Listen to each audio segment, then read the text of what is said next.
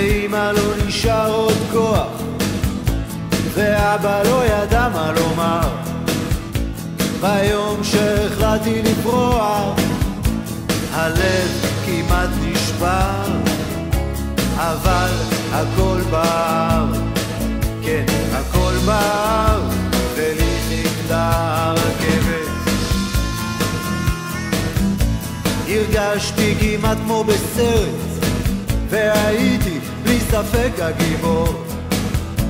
חשבתי כבר על עיר אחרת, כשהיא ליוותה אותי כמו ברומן שטותי. הראש היה רחוק, אצלה הסתמן הבכי. היא רצתה אותי, אבל אני נמלטתי, כי הים גדול והוא הכל יכול. אז היא מצאה אחר, מסודר ומחזר. הוא פתח סוכנות והציע לה חסות. אחר כך היא שכרה איתו בית, והגיעה השבועה לאוזניי. משהו התחיל לחרסם בי, כבר מאוחר מדי.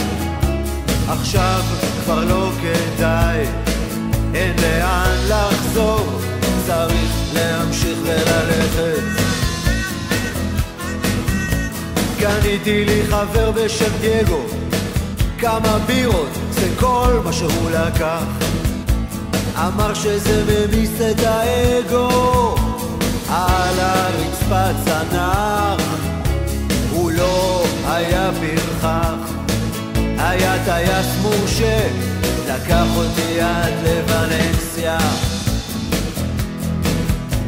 והוא לימד אותי את האקורד האמיתי, ואמר מכאן אתה ממשיך לבד. צריך להקשיב ללב, לים ולכאב. אם תפתח חלון תשמע את רוחות הצפון. ואז היא לפתע הגיעה, בעיניה כבר היה הענן. אני לא יכולתי לעשות כלום כשהיא איבדה עניין. התרחקה מכאן והסתגרה בתוך עולם שכלום לא זז בו. זוכר שנפרדנו על גשר, היה קר ולי לא היה מעיר. מרחוק ניגנו גיטרה וחליל.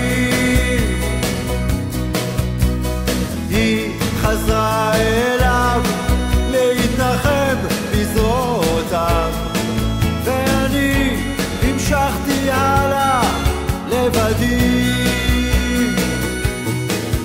נאחז בתקווה של הבוקר, נאחז ברוחות הצפון, בדיסקו בלילה עם דייגו.